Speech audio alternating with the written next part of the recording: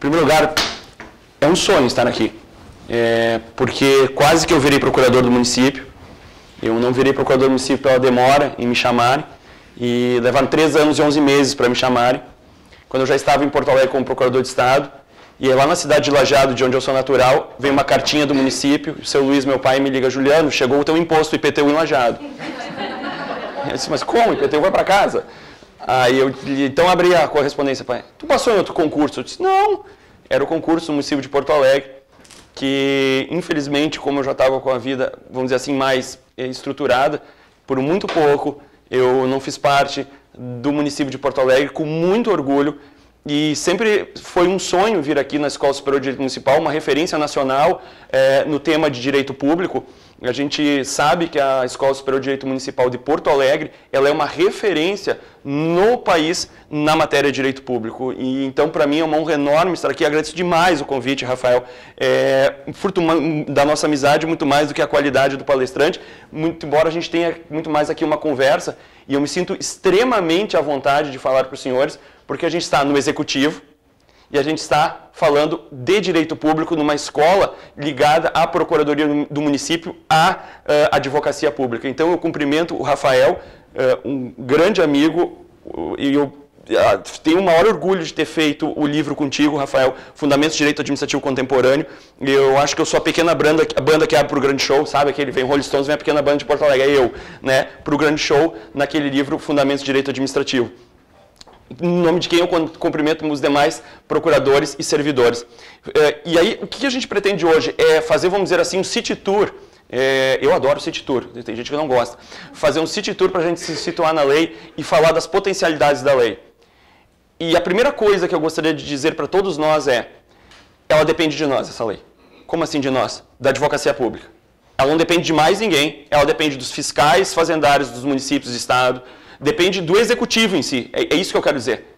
Ela não depende de mais ninguém, porque a gente sabe o que tem, mas como disse o próprio Floriano de Azevedo Marques, em palestra que ele deu semana passada aqui na PGE, ele disse o seguinte: a gente não sabe as potencialidades dela. E cada vez que eu leio essa lei de novo, eu percebo que ela tem outras potencialidades de me ajudar como procurador de Estado e também como procuradoria do município a acabar, ou melhor, ou ao menos minimizar com o arbítrio judicial ou arbítrio do controle de contas. Que não é todo judiciário que age assim, não é todo controle de contas. Mas a lei não veio a tratar do Estado, a lei não veio a tratar do cidadão, ela veio a tratar de critérios interpretativos, especialmente de critérios interpretativos para políticas públicas. E é natural que assim eu fosse. Acho que a gente sentia falta disso, porque se a lei define o que é política pública, por que nós não temos critérios interpretativos para dizer como se aplicam as políticas públicas? Então, o que ela vem, o objeto central da lei é colocar limites e balizas interpretativas ao arbítrio judicial. E essa lei só vai ter voz se nós fizermos essa lei cumprir. Então, eu fico muito feliz em estar aqui com os senhores para que a gente possa realmente, em coro, fazer valer essa lei e todas as potencialidades que ela tem. Porque, vejam, a Lei de Introdução ao Código Civil antiga, de 1940, que foi remodelada em 2015 para a Lei de Introdução às Normas do Direito Brasileiro, ela tinha critérios hermenêuticos para um legislador dos 1900, dos 1800, século XIX. Quando o legislador fazia normas fechadas, exegéticas, tipo assim um direito penal, sabe? Direito penal. Eu não entendo nada de direito penal, depois que eu saí da defensoria ficou meio baixo no sangue, assim, eu sou meio diabético em direito penal. Mas eu sei que o direito penal é fechadinho, assim, tipo, matar alguém, subtrair coisa alheia móvel para si ou para outra. É um sistema fechado. Isso não vige mais quando a gente adotou a doutrina do Karl Laurens de cláusulas gerais e conceitos jurídicos determinados ainda dos anos 60 e 70.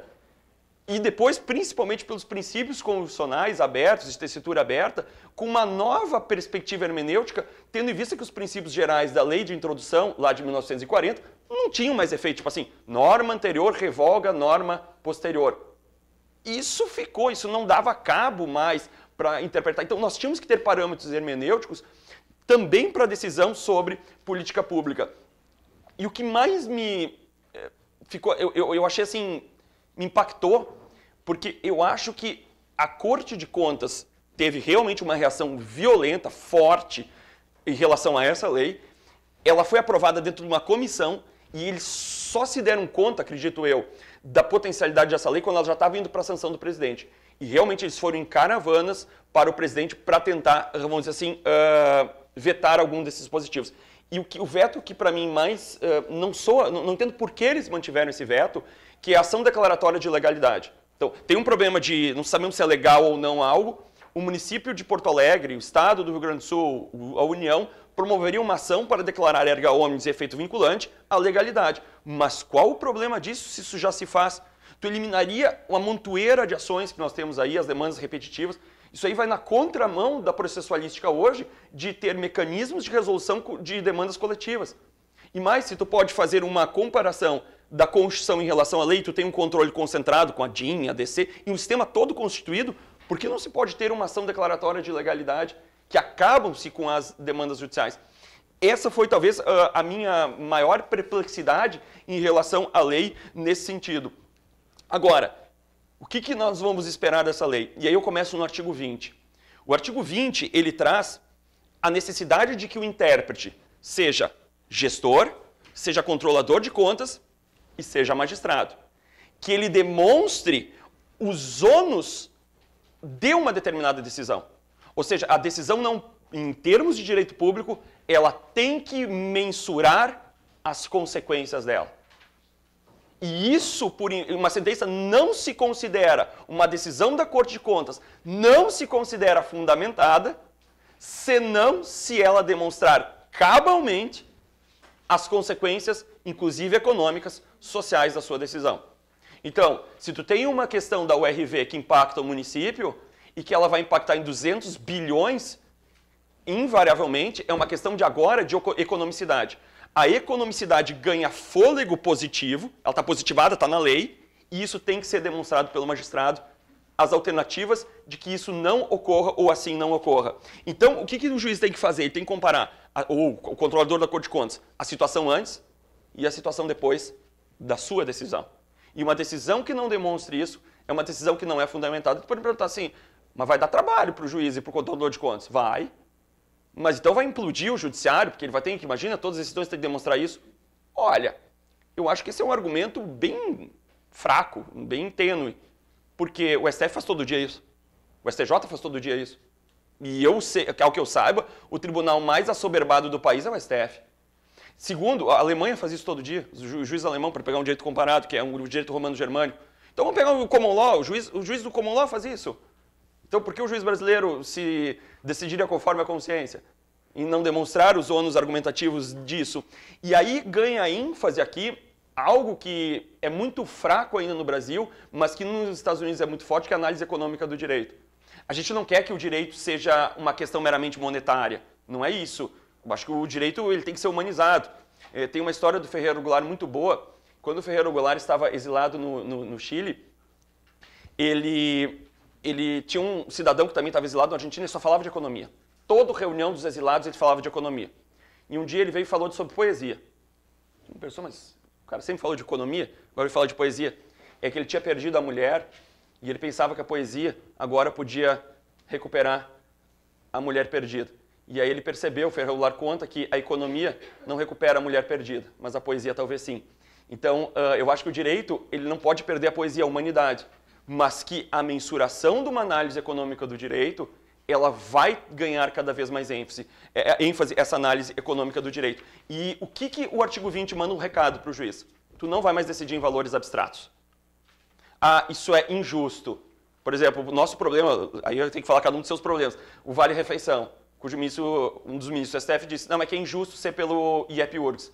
Injusto, tem que ser pelo IGPM. Isso não é um argumento jurídico. O que o artigo 20 faz é ter um efeito mínimo de evitar que se decida de modo subjetivo. Ou seja, a decisão do magistrado ela deverá ter caráter concreto e pautado em valores efetivamente, em prova efetivamente ilustrada no processo. Por exemplo, se ele desconsiderar uma licença, uma negativa de licença ambiental do município, ele tem que ter uma prova mais técnica que desconstrua aquela licença ambiental. Isso já se faz na Alemanha sempre, porque o juízo de proporcionalidade da Alemanha, quando é aplicado, o juiz não pode dizer só que aquilo é desproporcional e passar o ônus argumentativo para outra parte. ele tem que demonstrar o que é proporcional. Algo, na minha opinião, e é uma opinião pessoal tão claro, mas que a gente percebe talvez não ter aplicado. O artigo 21, ele, na verdade, trata das invalidações de contratos ou atos administrativos.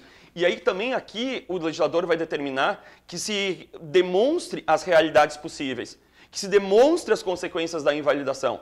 Não basta simplesmente avaliar, anular um determinado ato e passar esse ônus argumentativo às outras partes. Anula e vocês que se virem. Isso não é mais possível, porque todas as consequências jurídicas, isso vale também para o gestor, deverão ser mensuradas, e aí ganha ênfase, então, aqui também na decisão anulatória, muito embora o artigo 50 da Lei 9784, a Lei do Processo Administrativo Federal, já assim o falava, ela determina exatamente que se tenha um ônus argumentativo nas consequências deste caso. Por exemplo, anulou-se um determinado contrato administrativo. Ponto. Não tem mais ponto. Nova linha. Qual será o direito à reparação? Como é que se dará essa reparação?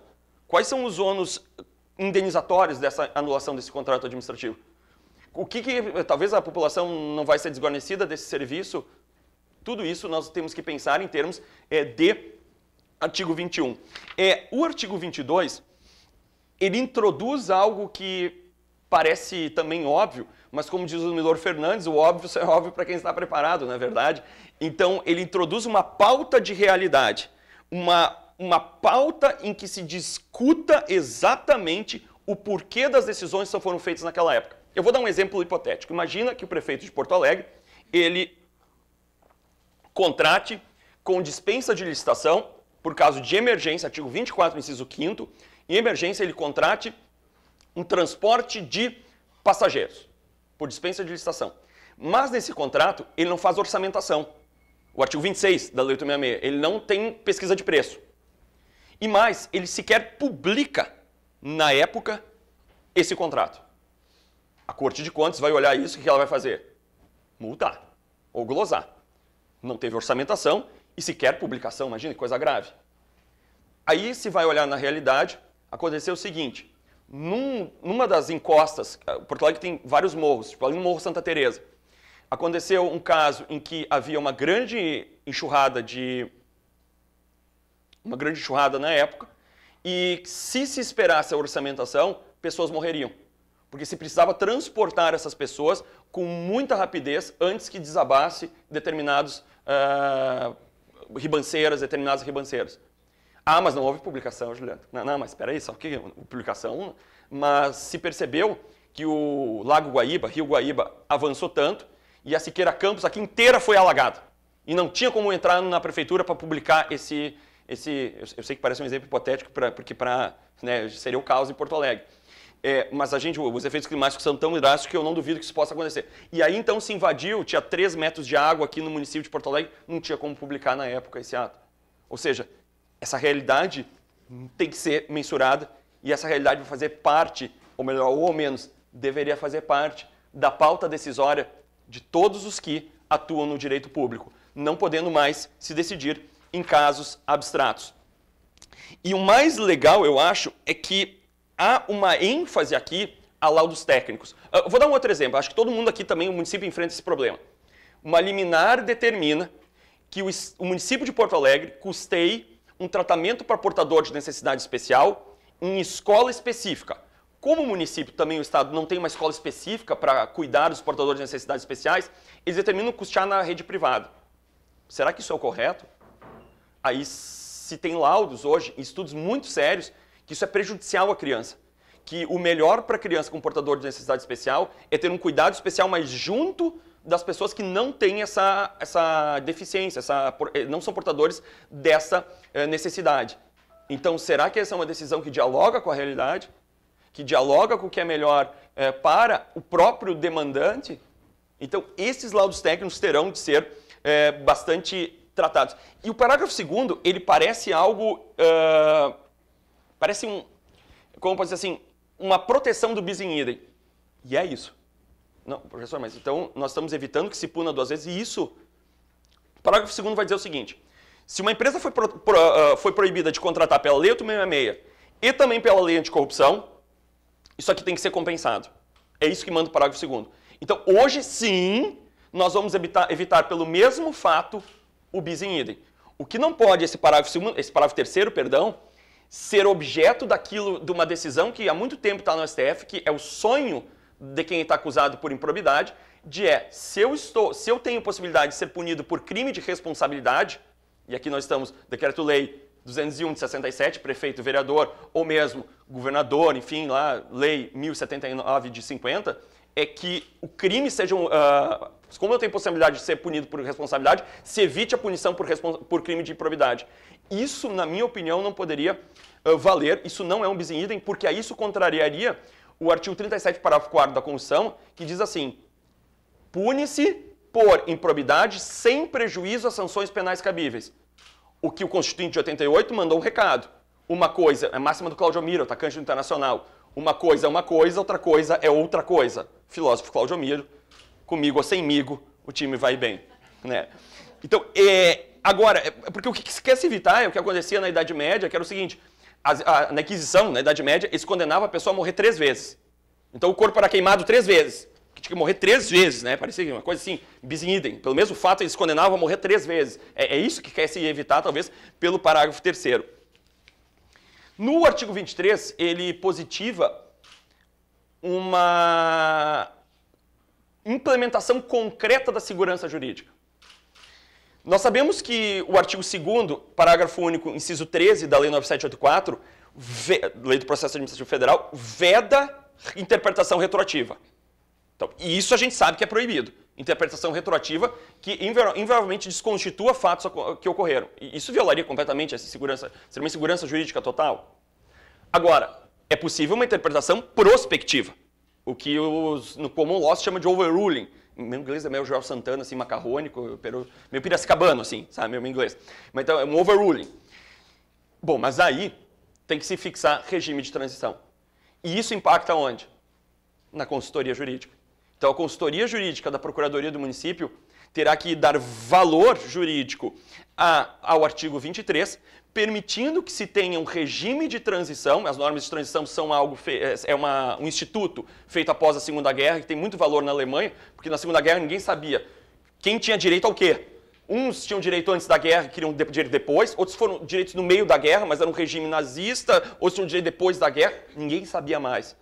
E aí a noção de segurança jurídica foi tão importante com regimes de transição. Então também, se a lei tem que ter regime de transição, se a Constituição tem que ter regime de transição, basta ver a emenda 41, que tem um regime de transição, a emenda 20, emenda 41, modificou assim o regime de previdência, né? Deu até um troço falar em reforma da Previdência agora, né? Enfim, então, e aí não tinha regime de transição. O que fez o governo da época? Disse assim, aprova que depois eu mando a emenda para o regime de transição. Aí veio o regime de transição, emenda 47. Então, emenda 41, emenda 20, emenda 47. Se, em termos constitucionais, em termos legais, se tem que ter um regime de transição, por que a interpretação desse regime não se deixaria de lado um regime de transição? Então, o artigo 23, ele é bastante importante nesse sentido. O artigo 24 foi muito criticado, foi violenta a crítica do artigo 24, mas o artigo 24, ele simplesmente deixa, vamos dizer assim, positivado em nível infraconstitucional o ato jurídico perfeito. Ora, se a lei não pode atingir o ato jurídico perfeito, com mais razão, a interpretação assim não pode. Então, se manterá os contratos firmados desde que nós temos e as orientações gerais não poderiam atingir esses contratos já firmados, sob pena de a segurança jurídica ser solapada. A segurança jurídica, acho que ela perde todo o sentido. E aí se perde um dos pilares do direito quando eu tenho uma interpretação que o STJ chamou... Isso não são palavras minhas, Rafael, quero deixar bem claro. Tá? O ministro do STJ disse, temos que acabar no STJ com a jurisprudência banana boat. O que é banana boat? É um bananão, pessoas em cima, e qual a ideia do barqueiro? Derrubar todo mundo. Então, o que diz o STJ? Temos que acabar com a jurisprudência banana boat. Com a mudança de jurisprudência do entendimento, a cada dia a gente derruba as pessoas.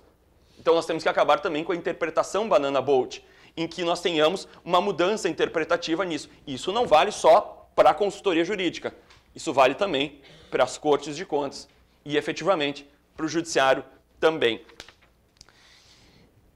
O artigo 26, eu acho que ele é espetacular, porque o artigo 25 foi vetado, que era a ação declaratória de validade de ato jurídico. Eu acho que é sensacional. Nós fazíamos, e aqui falo de nós, executivo, ou mesmo outros órgãos, faziam acordos sem ter uma legislação clara. Por exemplo, fixávamos termos de ajustamento de conduta com o Ministério Público sem ter necessariamente uma lei que tratasse disso. Eu queria fazer um elogio ao município de Porto Alegre de tantos... ele é vanguardista em vários pontos, o município de Porto Alegre. E um deles são as câmaras de conciliação. Né? As câmaras de conciliação, por exemplo, teve um acidente de veículo, vamos brigar 10 anos na justiça. Faz sentido isso? Não. Então vamos resolver, vamos pagar um valor ali, acabou, reconhecemos a culpa e resolve. A vida das pessoas tem que ser resolvida. Uma vez eu atendi um devedor lá na PGE e ele disse assim, segunda-feira de manhã. Não, o devedor que chega segunda-feira de manhã na PGE, ou bater um bastante-juros no sábado, ou penhorar o alvo. Se velho, tu não vê assim, acordei e vou pagar um imposto. Não. Aí disse, não, doutor, eu vim pagar um imposto. Não tem bastante-juros. Isso não. Eu já vi muito. Não, alguma coisa aconteceu. Não, é que eu me dei conta nesse fim de semana, doutor, inclusive conversando com a esposa sempre influencia bem, né? Então, ela me conversando, que eu perdia mais tempo com meus advogados do que com a minha empresa. Então eu quero resolver minha vida aqui com o senhor para ter que me concentrar em pensar no meu negócio e desenvolver e ter mais lucro para pagar, realmente quitar essa passado. Ou seja, a gente tem que resolver a vida das pessoas. E ele faz com que se tenha esse artigo 23, acordos administrativos com determinados parâmetros. Por exemplo, que busca a solução jurídica.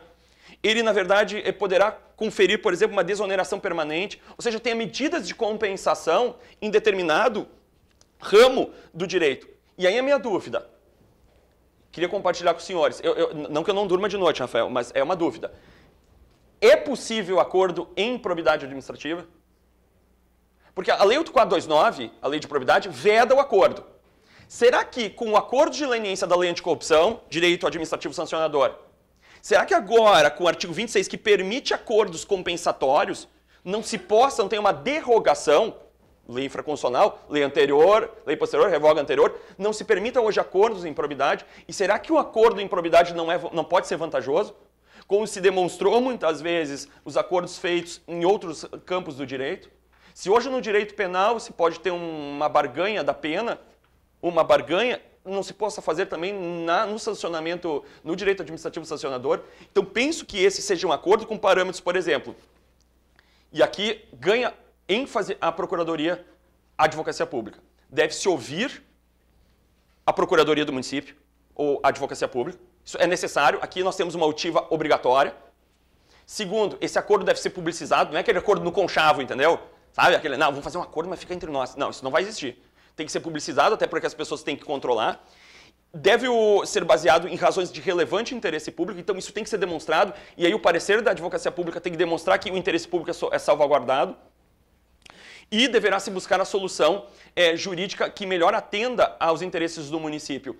A grande questão é o seguinte, quando tu teve acordos na Lava Jato, na seara penal, ficava pendurada a improbidade. Aí o Ministério Público Federal muitas vezes pedia só a declaração. Ele fazia pedidos, não condena, só declara a improbidade. Era, vamos dizer assim, o que a gente pode chamar de gambeta hermenêutica, né, uma bricolagem hermenêutica, para tentar resolver essa questão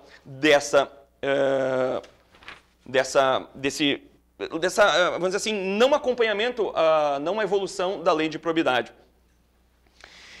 O artigo 27, ele vai permitir uma amplitude desses acordos, especialmente quando tiver prejuízos anormais ou injustos.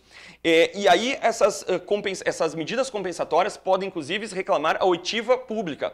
Por exemplo, queremos fazer um acordo com o Ministério Público num TAC, para resolver o problema fundiário. Todo município tem problema fundiário. Será que a população deveria ser envolvida? E aí hoje há essa possibilidade de parágrafo 1º do 27, de que esses acordos com o Ministério Público reclamem a oitiva das pessoas jurídicas. Ora, se é possível hoje negócios processuais pelo novo Código de Processo Civil, isso é novo, né, os negócios processuais. Se é possível acordo hoje pelo artigo 26, e esse acordo, segundo o artigo 27, pode reclamar também a oitiva das pessoas envolvidas, com mais razão, se penso eu, que está na hora da gente tratar da improbidade de uma outra forma. Não que a gente faça acordo sempre, não é isso, mas que tenha parâmetros para isso. E eu chego na ênfase, eu acho que o artigo mais criticado é o 28. é o artigo mais, vamos dizer assim, badalado e é o artigo que vai render ainda muita discussão. E eu permito, é o único artigo que me permitem ler. O agente público, ele é curto, ficou só um artigo. O agente público responderá pessoalmente por suas decisões, opiniões técnicas. Aqui fala de gestor. Quem é que dá opinião técnica no município? A atividade consultiva. A maioria das consultas é da Procuradoria, da Advocacia Pública. Mas tu tem, por exemplo, os engenheiros, tu tem os biólogos, tu tem outras pessoas, as opiniões técnicas, somente em caso de dolo ou erro grosseiro. Ah, o pessoal disse, isso aqui vai... Agora, como é que a pessoa não é punida? Impunidade, obrigado pela palavra, sempre tem um anjo da guarda na plateia. Impunidade, as pessoas... Agora liberou geral, é um artigo que solapa a corrupção. Eu fiquei muito triste com isso, muito triste. Especialmente por órgãos que criticaram esse artigo 28, e quando teve a lei do abuso de autoridade, tinha esse texto aqui, e eles foram em caravanas do Congresso para não aprovar esse texto aqui. Não, mas agora pode. Percebe? E qual era a justificativa desses órgãos em permitir a punição somente em caso de dolo ou erro grosseiro? Direito não é matemática, essa palavra não é minha, é do Moro. Direito não é matemática. E é verdade, direito não é matemática. Direito, com base numa argumentativa, é uma ciência social e ele pode ter várias versões ou interpretações. Se eu tenho uma interpretação razoável, o intérprete, essa é uma interpretação razoável. Certa feita, o Bruno de Mendonça Lima, juiz no século XIX no estado do Rio Grande do Sul, pai do Alcides Mendonça Lima, o grande processualista que nós tivemos, um dos grandes processualistas, ele foi punido pelo Júlio de Castilhos. Não é bem pelo Júlio de Castilhos. O que fez o Júlio de Castilhos? Ele podia legislar sobre processo civil. Tinha o Código de Processo Civil bagual, né? O Código Civil gaúcho, né? O Código de Processo Civil da Guasca, né? Tinha no Rio Grande do Sul, no século XIX, que tinha poder para isso. E o Júlio de Castilhos extinguiu o júri. Não tem mais tribunal do júri. E aí o Bruno de Mendonça Lima declarou esse artigo, essa disposição do Júlio de Castilhos inconstitucional. O Júlio de Castilhos, que não tinha muita afeição, não tinha muita diplomacia para as coisas, ligou para o presidente do TJ da época e disse, resolve a situação desse teu... E eu não vou dar a palavra, né? E o presidente do tribunal puniu o Bruno de Mendonça Lima por essa interpretação. O Bruno de Mendonça Lima contratou um famoso advogado da época, não sei se vocês conhecem um tal de Rui Barbosa. Esse, o maior advogado da época. E tem um parecer, assim, que é um clássico parecer, clássicas as razões finais lá no STF, memoriais lá no STF. O Rui Barbosa tinha pareceres fantásticos, né? E um deles é esse. Não se pode punir por crime de hermenêutica. E desde esse fato do Bruno de Mendonça Lima, jamais no nosso país se puniu por crime de hermenêutica. E é isso que queria se evitar com aquela lei de abuso de autoridade. E é isso que quer se evitar aqui. Porque não pode mais a Corte de Contas multar um gestor, multar um parecerista por conta de que ele teve se ele teve uma opinião razoável. Somente diante de dolo ou erro grosseiro. E eu conversei com o Floriano de Azevedo Marques e disse, mas por que tu botou erro grosseiro? Porque a ideia é o seguinte, isso aqui não é novo. O que diz o artigo 37, parágrafo 6º? O agente público responde somente por dolo ou culpa. A responsabilidade do agente público está na Constituição. Fui eu que disse, Constituinte ordinário. Somente por dolo ou culpa. Ah, isso está desde 88. Se alguém não, se esse pessoal assim não se deu conta, está desde 88. Deixaram passar lá em 88. Dolo ou culpa. Então não tem responsabilidade objetiva do agente público. Ah, professor, mas sim, Juliano, erro grosseiro é uma culpa qualificada, né? Foi onde Azevedo Marques disse o seguinte, eu botei dolosamente o erro grosseiro. Mas por quê? Porque o que estava fazendo o Tribunal de Contas? Era uma culpa presumida. Muitas vezes, segundo ele, havia uma culpa presumida e isso beirava a responsabilidade objetiva. Para evitar essas interpretações de culpa presumida, ele colocou o erro grosseiro. Claro, serve agora a gente determinar o que é erro grosseiro. Erro grosseiro não é aquele erro do homem médio. E agora, recentemente, mês passado, teve um julgado do Tribunal de Contas que ele meio que tentou definir o que é esse erro grosseiro. Isso já chegou lá na Corte de Contas Federal. E lembrando, a Corte de Contas Federal baliza o Tribunal de Contas aqui. Entende? Então ele já está meio que tentando definir o que é erro grosseiro. O que não dá para ser erro grosseiro quando se tem uma interpretação razoável. E isso foi vamos dizer assim, uma reação na minha opinião, os mandados de segurança 24584 e 24631 do ministro Joaquim Barbosa. Quanto tempo eu tenho? 10, beleza. 10 dá. Então, nesse caso, o que fez o ministro Joaquim Barbosa? Ele disse, ó, tem o parecer facultativo, parecer obrigatório, parecer vinculante. E nesse caso, ele mandava a responsabilidade pelo conteúdo do parecerista quando se tinha um parecer vinculante ou obrigatório. Bom, aí, o que fez o Tribunal de Contas da União? Um caso muito interessante no Mato Grosso do Sul. Havia uma barragem com recursos federais e veio os engenheiros dizendo o seguinte, precisam de mais de 30 metros de barragem, senão não aguenta. A colega procuradora do Estado do Mato Grosso olhou e disse o seguinte, realmente, eu não entendo nada de engenharia, se dizem 30 metros eu acredito, não fiz engenharia, com base nisso, se adequa ao artigo 65, aos limites, juridicamente pode. O Tribunal de Contas foi lá e mediu, só precisava de 15 metros, tem sobrepreço aqui. E multou ela, procuradora, porque ela entende tudo de engenharia. Aí ela disse, não, mas só um pouquinho, eu me baseei com a informação da engenharia. Isso foi para a Corte de Contas. Esse prêmio que a colega anunciou foi por essa tese, lá na Associação Nacional dos Procuradores. E eu defendi o seguinte, que esses julgados do ministro Joaquim Barbosa, com o maior respeito ao ministro, eles tinham premissas dogmáticas não baseadas no que a doutrina francesa defende, porque se baseava na doutrina francesa. E a doutrina francesa não tem um autor que diga que o parecerista responde pelo conteúdo. Mas, como é que tu vai punir um advogado público quando o artigo 131 diz que o advogado não é punido pelas suas opiniões, palavras e votos? Lembrando, parecer é uma opinião. Como é que é parecer em inglês? Advice, né? É uma consulta, um conselho. Como em francês é avis, é conselho, uma opinião, sempre foi. Então, se assim não é, houve uma reação nisso. Essa tese foi objeto de razões finais do Tribunal de Contas, e aí a colega foi absolvida, a colega do Mato Grosso foi absolvida. Então, isso foi uma reação para que não tivesse esses crimes de hermenêutica que muitas vezes estavam sendo praticados, certo? O artigo 29, e aí, então, conclamo a todos nós a defendermos o que seja erro grosseiro. E que não se tenha essa responsabilidade objetiva ou com presunção de culpa. Culpa no direito administrativo sancionador, ao menos no direito administrativo sancionador que sanciona agentes públicos, ela tem que ser pessoalizada. Então, o agente público, ele tem que realmente ser sancionado hoje pelo erro grosseiro ou pelo dolo. Não provado isso, não há o sancionamento. O artigo 29 fala das consultas públicas, mas principalmente, eu acho que ele abre de forma concreta para uma maior participação do cidadão. Uma maior participação do cidadão na consensualidade da administração pública. E ele vem justamente na linha dogmática, na linha contemporânea de uma administração pública consensual, ou que os europeus chamam de administração pública concertada, com C. Embora no Brasil teria que ser com S, que a gente tem que consertar a administração pública, né? Mas uma administração pública que ela tem um concerto e dialoga com o cidadão. As consultas públicas, elas cada vez vão poder ser feitas pelos meios digitais, e eu acho que isso, o gestor público, ele, vamos dizer assim, se protege, ele se aproxima da população e, efetivamente, ele deixa a sua decisão muito mais sólida do que se ele decidir sozinho. E, por fim, o artigo 30, ele consagra e ele dá ênfase aos precedentes administrativos. Ele consagra uma doutrina que é muito pouco tratada aqui, da autolimitação administrativa com base nos precedentes, ou autoconstrição administrativa com base nos precedentes.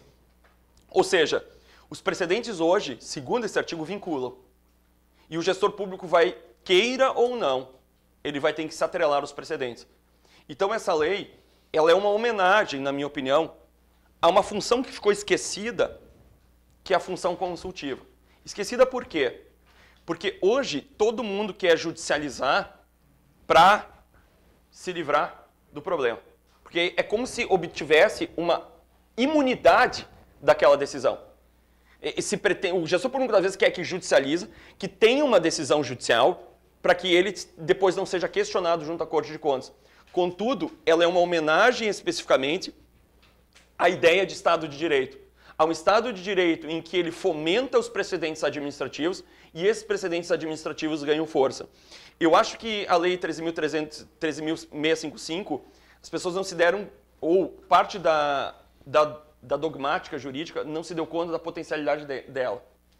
E essa potencialidade, ela só vai, o limite dela, o avanço dela, como eu disse no início da nossa fala, ela somente vai ter potencialidade, ter realmente o avanço necessário, se depender da advocacia pública.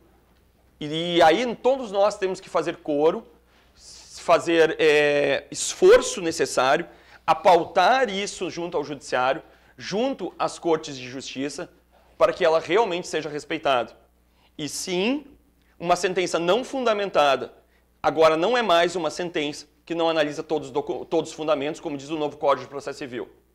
É uma decisão que não meça suas consequências jurídicas e uma decisão que não dialogue com a realidade. Afinal de contas, o direito é produto da realidade. Como dizia o Bento, o direito é um produto, ele vem a reboque dos fatos sociais. O direito tem que se voltar à realidade que lhe cerca, à realidade que lhe dá base. O Carnelucci uma vez disse, tinha muitas frases, como intelectual, tinha muitas frases famosas, e uma delas diz assim: reclamam das leis, que as leis são más, mas antes disso, a maldade está nos homens e nas coisas. E é verdade. Não adianta a gente ter uma lei maravilhosa se a gente tem aplicadores ruins. Não adianta a gente ter uma lei de licitações maravilhosa, porque a fraude não está na lei, está nos homens.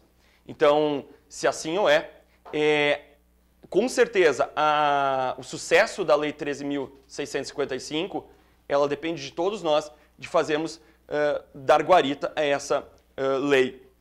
Pode parecer difícil nesse momento, mas ao menos nós temos parâmetros hoje. Nós temos parâmetros.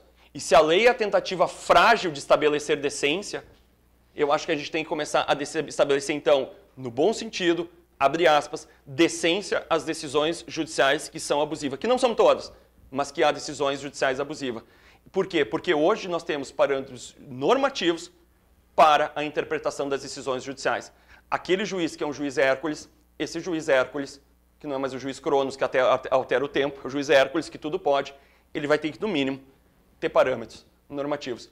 Eu agradeço demais a presença dos senhores e a paciência e espero que não tenha concorrido com o almoço dos senhores. É sempre uma dificuldade palestrar nesse horário e fico à disposição para as perguntas. Muito obrigado.